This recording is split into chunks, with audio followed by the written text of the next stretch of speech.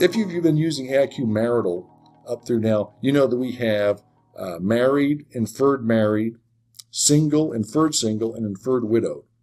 And it's a really good score. We've been using it for a long time, and it's fairly accurate. What we've done, though, number one, we had some clients that weren't happy with the widowed part, because they found that if they assumed someone was widowed and send them a mailing that inferred widowhood, some people did not like that, so they were kind of skipping that. Other thing was, we periodically will test our variables against some of our competitors to make sure we're number one. What we found, though, was one of our competitors was slightly better in marital status in terms of accuracy with real life than ours was. So we couldn't let that stand. So it was time to get back to the drawing board, start over from scratch. And also we had a chance to do some new techniques and pulled in some new data. And we have come up with AIQ Marital V2. This is somewhat different. Our categories are married, single divorced, and single other. Single divorced are people who had been married and they've been divorced and are not remarried.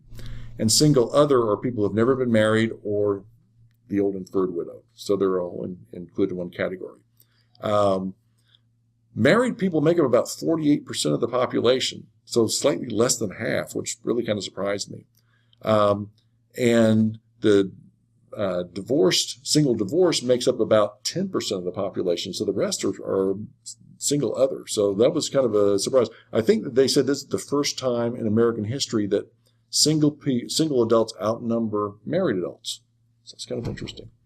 What we did was we did a lot of testing on this variable as we were building it. Again, we used some different techniques that we pulled out all the stops to try and beat our competitor. And what we found was when we compare this to actual survey data where we actually know the marital status on people guaranteed, our accuracy rate on this variable is 5% higher than the accuracy rate that we had before. And it's also higher than our competitors. So we're back to number one. 5% better. Is that great? Well, our accuracy rates were already quite high already. So another 5% is really nice. It's hard to get much higher than that at this point. Marital status is one of the bread and butter variables, of course, when you're looking at marketing data. So we want to be the best at all of these. This was one of the final of the bread and butter variables that we had to recreate. As you may have noticed, we have recreated AIQ Education last quarter, and we have also already done income, age, and gender as well. So all the big ones have been updated now, and we top our competitors. So that's a big plus.